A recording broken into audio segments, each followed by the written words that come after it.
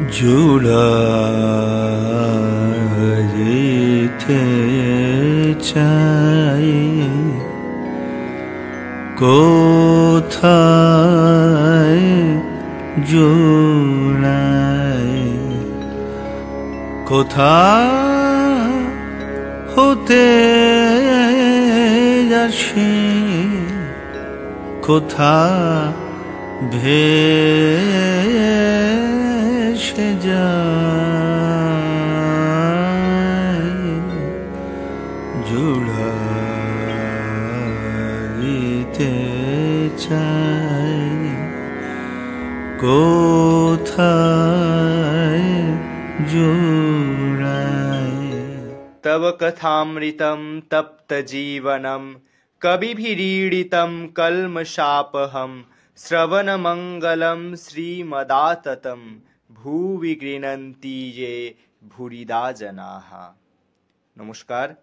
প্রথমেই ঠাকুর, মা ও স্বামীজির শ্রীচরণ কমলে জানাই ভুলুণ্ঠিত প্রণাম। যারা দেখছেন বা শুনছেন প্রত্যেককেই জানাই স্বাগতম।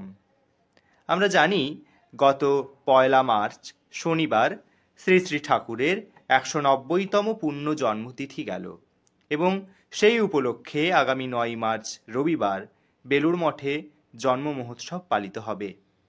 আমরা যারা রামকৃষ্ণ মঠ মিশনের সঙ্গে যুক্ত, আমরা প্রত্যেকেই সারা বছর অধীর আগ্রহে ওই একটা দিনের জন্য অপেক্ষা করে থাকি। আর কি অসীম আনন্দ ওই দিন, তা প্রত্যক্ষানুভূতি ছাড়া উপলব্ধি করা কোনোভাবেই সম্ভব নয়।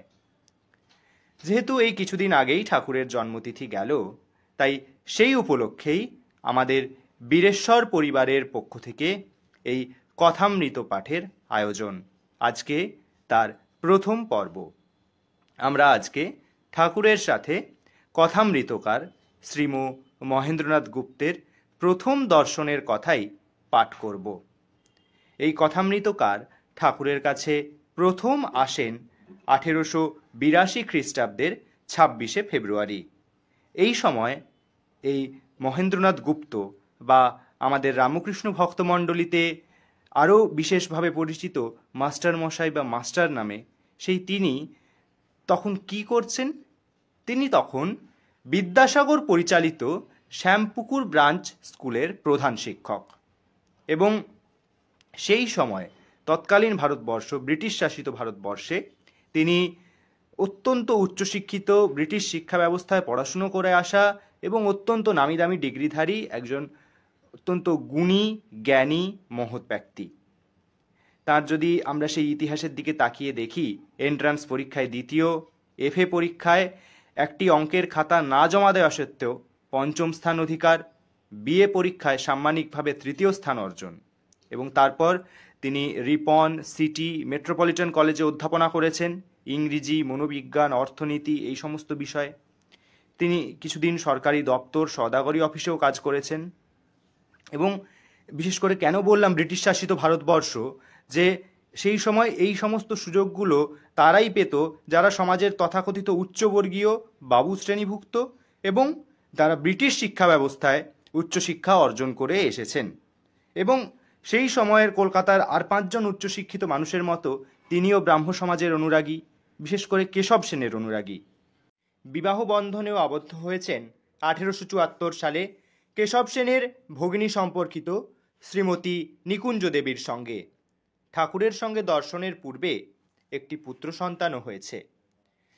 তবে হ্যাঁ, ধর্মানুরাগ প্রথম থেকেই তার মধ্যে প্রচণ্ডভাবে বিদ্যমান ছিল। এখন প্রশ্ন হচ্ছে, এত কিছু বলার বা আলোচনা করার কারণ কি? এত কিছু বলার কারণ হচ্ছে, তিনি যখন প্রথমবার ঠাকুরের কাছে আসছেন, তখন তার মানসিক যে ধ্যান ধারণা, তার মননে যে চিন্তাভাবনা এতদিন থেকে এসছে, যে ধর্ম আধ্যাত্মিকতা সম্পর্কে যে একটা প্রথাগত ধারণা নিয়ে তিনি এতদিন এসছেন, ঠাকুর তো সম্পূর্ণ তার উল্টো পথে চলেছেন। তিনি তো যুগের থেকে অনেক এগিয়ে। আমরা আজকের দিনে দাঁড়িয়ে যেভাবে তার কথা উপলব্ধি করছি, অনেক ক্ষেত্রে হয়তো করতে পারছিও না। আজকের দিনে দাঁড়িয়েও, আজ প্রায় 200 বছর পেরিয়ে এসে, সেক্ষেত্রে সেই সময় তো মানুষ সঠিকভাবে মেনে নেয়নি, যারা সমাজের তথাকথিত সেই ঠাকুরের সমকক্ষ মানুষেরা ছিলেন, তারা তো সঠিকভাবে মেনে নিতে পারেননি। তাই তাই এই পূর্ব যে সময়ের কথা কিছু বলে নেওয়া, কারণ সেই সময়ের মানুষের যে ধ্যান ধারণা কীরকম, তার সেই সময়ের সামাজিক যে এটা প্রতিচ্ছবিটা কীরকম, সেই ধারণাটা পাওয়া আমাদের খুব দরকারি। কারণ ঠাকুর তো সবাই যে প্রথাগত পথে চলতে চেয়েছে ধর্ম আধ্যাত্মিকতার, তার থেকে সম্পূর্ণ উল্টো পথে চলেছেন। দেখাতে চেয়েছেন যে যে কোনো দিক দিয়েই যাওয়া যাক না কেন, যে আমরা যে কোনো ধর্ম মতের মানুষ হই না কেন, সব পথ দিয়ে সেই একই পথে একই ঈশ্বরকে পাওয়া যাচ্ছে। ওই যে ঠাকুরের কথাতেই আছে, একই পুকুরের জল, কেউ বলছে পানি, কেউ ওয়াটার, কেউ বলছে জল, কিন্তু আসলে তো সেই জল তৃষ্ণা নিবারণের কাজ করছে। এবং সেই বাড়ির ছাদে উঠতে চাইলে কাঠের সিঁড়ি দিয়ে ওঠো, কি পাকা সিঁড়ি দিয়ে ওঠো, কি বাঁশের দিয়ে ওঠো, বাঁশের সিঁড়ি দিয়ে ওঠো, কি দড়ি দিয়ে ওঠো, উঠবে তো সেই ছাদেই। তো ব্যাপারটা তাই। কারণ তিনি যখন ঠাকুরের কাছে প্রথমবার এসছেন, ঠাকুর প্রথমবার দেখেই বুঝতে পেরে গেছেন যে চোখ মুখ দেখে যে তার লক্ষণ ভালো, তিনি যোগী জনচিত। শুধু যেটা দরকার সেটা হচ্ছে তার মধ্যে যে বদ্ধমূল ধারণার ঘন মেঘমণ্ডলী রয়েছে মনের মধ্যে, সেটাকে কেটে পরিষ্কার করে দেওয়া। কারণ ঠাকুর জানেন তিনিই তো হবেন তার মাধ্যম। এই যে নরেন্দ্র, রাখাল, পূর্ণ, বঙ্কিম, এরা সবাই, এই যে বাবুরাম, ক্ষীরোদ, এরা ঠাকুরের কাছে এসছেন, এরা প্রত্যেকেই এর ছাত্র, এনার ছাত্র। এবং এদের বেশিরভাগ জনই এনার মাধ্যমেই ঠাকুরের সংস্পর্শে প্রথমবার এসছেন। তো তিনিও যখন প্রথম ঠাকুরের কাছে দর্শনে আসছেন, তাঁরও মনের ভেতরের এক একটা করে নতুন জানালাগুলো খুলছে, তিনি নিজে তার স্বরূপকে চিনতে পারছেন। সেটাই আমরা পরপর পাঠ করলে দেখতে পাবো। তো দেখে নিই কথামৃতকার নিজের মুখে কি বলছেন। গঙ্গা তীরে দক্ষিণেশ্বরে কালীবাড়ি, মা কালীর মন্দির। বসন্তকাল, ইংরাজি 1882 খ্রিস্টাব্দের ফেব্রুয়ারি মাস। ঠাকুরের জন্মোৎসবের কয়েকদিন পরে শ্রীযুক্ত কেশব সেন ও শ্রীযুক্ত জোসেফ কুক সঙ্গে 23শে ফেব্রুয়ারি বৃহস্পতিবার ঠাকুর স্টিমারে বেড়াইয়াছিলেন। তাহারই কয়েকদিন পরে সন্ধ্যা হয় হয় ঠাকুর শ্রীরামকৃষ্ণের ঘরে মাস্টার আসিয়া উপস্থিত। এই প্রথম দর্শন। দেখিলেন এক ঘর লোক নিস্তব্ধ হইয়া তাহার কথামৃত পান করিতেছেন। ঠাকুর তক্তপোষে বসিয়া পূর্বাশা হইয়া সহাস্য বদনে হরিকথা কহিতেছেন, ভক্তেরা মেঝে বসিয়া আছেন। কর্মত্যাগ কখন? মাস্টার দাঁড়াইয়া অবাক হইয়া দেখিতেছেন। তাহার বোধ হইল যেন সাক্ষাৎ সুখদেব ভগবত কথা কহিতেছেন, আর সব তীর্থের সমাগম হইয়াছে। অথবা যেন শ্রী চৈতন্য পুরী ক্ষেত্রে রামানন্দ স্বরূপাদি ভক্ত সঙ্গে বসিয়া আছেন ও ভগবানের নাম গুণকীর্তন করিতেছেন। ঠাকুর বলিতেছেন, যখন একবার হরি বা রাম নাম করলে রোমাঞ্চ হয়, অশ্রুপাত হয়, তখন নিশ্চয়ই যেন যে সন্ধ্যাদি কর্ম আর করতে হবে না, তখন কর্মত্যাগের অধিকার হয়েছে। কর্ম আপনা আপনি ত্যাগ হয়ে যাচ্ছে। তখন কেবল হরিনাম কি রাম নাম কি শুদ্ধ ওঙ্কার জপলেই হলো। আবার বলিলেন, সন্ধ্যা গায়ত্রীতে লয় হয়, গায়ত্রী আবার ওঙ্কারে লয় হয়। মাস্টার সিধুর সঙ্গে বরাহনগর এ বাগানে ও বাগানে বেড়াইতে বেড়াইতে এখানে আসিয়া পড়িয়াছেন। আজ রবিবার 26শে ফেব্রুয়ারি, 15ই ফাল্গুন।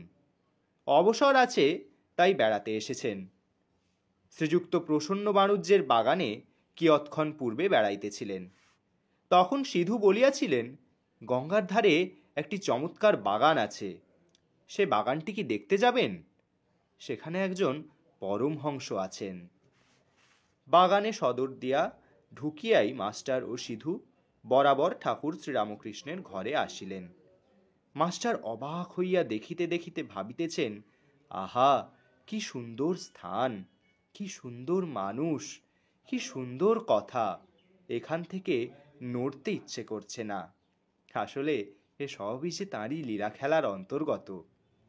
তিনি যে নররূপে এই পৃথিবীতে এসেছেন এবং এই যে মাস্টার এবং বাকি সকলে এরা প্রত্যেকেই তো তার সহচর।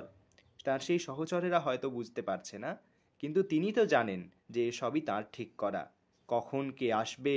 এবং সে এসে এই যে মাস্টার প্রথমবার এসেই তার এত ভালো লাগছে, এত সুন্দর মানুষ, এত সুন্দর কথা। কেন? কারণ তিনি তার যে প্রকৃত স্বরূপ সেই জায়গাটা ধীরে ধীরে এবার প্রকাশ হচ্ছে। তিনি চিনতে পারছেন যে হ্যাঁ, এনার সাথেই তো আমি এতদিন থেকে এসেছি, ইনিই তো আমার সেই পরম আরাধ্য। কিয়ৎক্ষণ পরে মনে মনে বলিতে লাগিলেন, একবার দেখি কোথায় এসেছি, তারপর এখানে এসে বসব। সিধুর সঙ্গে ঘরের বাহিরে আসিতে না আসিতে আরতির মধুর শব্দ হইতে লাগিল। এককালে কাঁসর, ঘণ্টা, খোল, করতালি বাজিয়া উঠিল। বাগানের দক্ষিণ সীমান্ত হইতে নহবতের মধুর শব্দ আসিতে লাগিল। সেই শব্দ ভাগীরথী বক্ষে যেন ভ্রমণ করিতে করিতে অতি দূরে গিয়া কোথায় মিশিয়া যাইতে লাগিল মন্দ মন্দ কুসুম গন্ধবাহী বসন্তানীল। সবে জ্যোৎস্না উঠিতেছে, ঠাকুরদের আরতির যেন চতুর্দিকে আয়োজন হইতেছে। মাস্টার দ্বাদশ শিব মন্দিরে, শ্রী শ্রী রাধাকান্তের মন্দিরে ও শ্রী শ্রী ভবতারিণীর মন্দিরে আরতি দর্শন করিয়া পরম প্রীতি লাভ করিলেন। সিধু বলিলেন, এটি রাসমণির দেবালয়, এখানে নিত্য সেবা। অনেক অতিথি, অনেক কাঙাল এখানে নিত্য প্রসাদ পায়। কথা কহিতে কহিতে ভবতারিণীর মন্দির হইতে বৃহৎ পাকা উঠানের মধ্য দিয়া পাদচারণ করিতে করিতে দুইজনে আবার ঠাকুর শ্রীরামকৃষ্ণের ঘরের সম্মুখে আসিয়া পড়িলেন। এবার দেখিলেন ঘরের দ্বার দেওয়া, এইমাত্র ধুনা দেওয়া হইয়াছে। মাস্টার ইংরাজি পড়িয়াছেন, ঘরে হঠাৎ প্রবেশ করিতে পারিলেন না। দ্বার দেশে বৃন্দে ঝি দাঁড়াইয়াছিল। জিজ্ঞাসা করিলেন, হাগা, সাধুটি কি এখন এর ভিতর আছেন? এই যে কথাগুলো লক্ষ্য করবেন, ইংরাজি পড়িয়াছেন, ঘরে হঠাৎ প্রবেশ করিতে পারিলেন না, অর্থাৎ তার তার যে মানসিক বদ্ধমূল ধ্যান ধারণা সেই জায়গাটায় তার বেঁধে গেল যে আমরা সাধারণভাবে আমাদের সমাজে একজন খুব গুণী মানুষ, মহৎ মানুষ, একজন যে বড় সাধক, তার ঘরে এরকম হঠাৎ করে এত অবারিত দ্বার তার কাছে, যে যে কেউ, যে কোনো মানুষ তার কাছে আসছে, ঢুকছে, মনের কথা বলছে, তার কথা শুনে আনন্দ পাচ্ছে, এটা তো তখনকার সমাজে ভাবাই যায় না। না, একজন বড় সাধক মানে তার কাছে তার অনুমতি চাই, তার কাছে সবাই ঘেঁচতে পারবে না, তিনি একটা খুব উচ্চ স্থানে বিরাজ করছেন। ঠাকুর তো একদম সাধারণভাবে একটা সাধারণ জীবনযাপন করে সাধারণ মানুষের মতো জীবন কাটিয়েও দেখিয়ে গেছেন যে সেই অবস্থা থেকেও ঈশ্বর লাভ করা যায়। এই জায়গাটাই তো আমরা আজও ধরতে পারছি না, তাই না? তো বৃন্দেজি কি বলছেন? বৃন্দে, হ্যাঁ, এই ঘরের ভিতরেই আছেন। মাস্টার, ইনি এখানে কতদিন আছেন? বৃন্দে, তা অনেক দিন আছেন। মাস্টার, আচ্ছা, ইনি কি খুব বইটই পড়েন? বৃন্দে, আর বাবা বইটই, সব ওর মুখে। মাস্টার সবে পড়াশোনা করে এসেছেন। ঠাকুর শ্রী রামকৃষ্ণ বই পড়েন না শুনে আরও অবাক হলেন।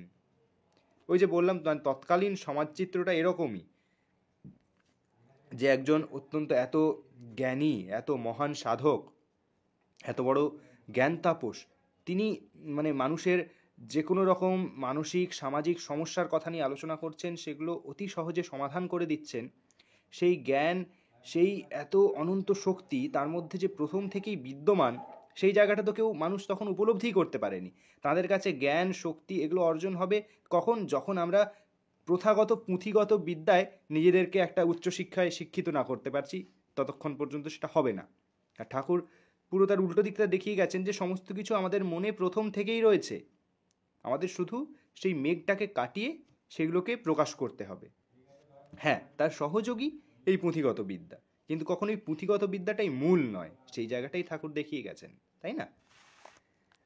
মাস্টার, আচ্ছা, ইনি বুঝি এখন সন্ধ্যা করবেন? আমরা কি এ ঘরের ভিতর যেতে পারি? তুমি একবার খবর দিবে। বৃন্দে, তোমরা যাও না বাবা, গিয়ে ঘরে বসো।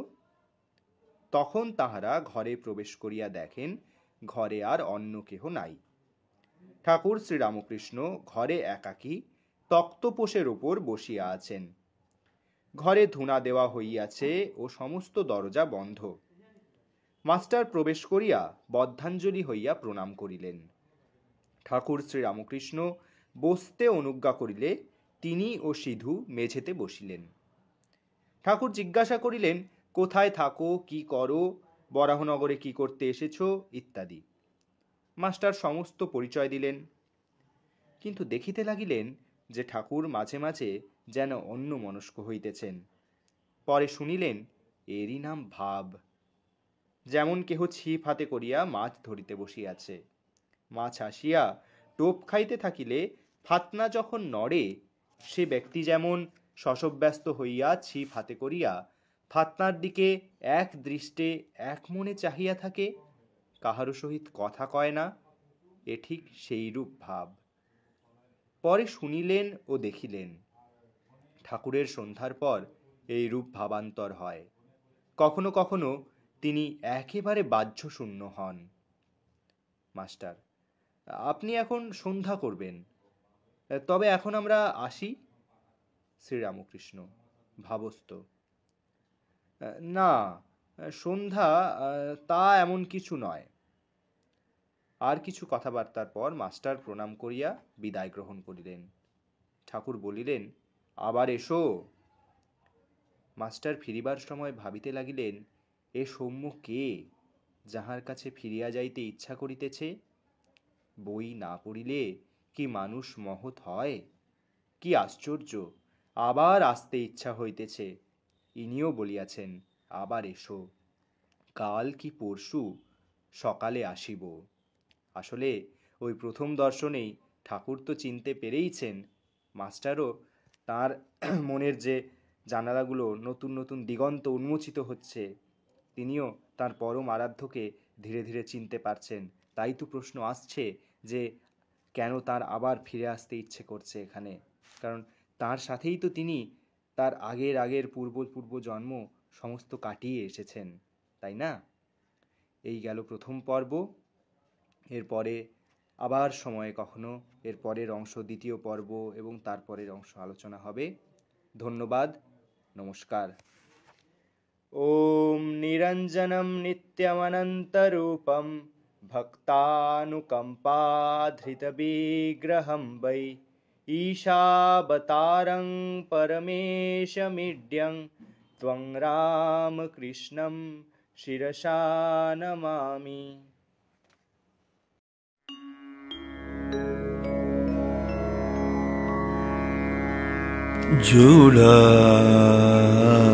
জুড়াইতে চাই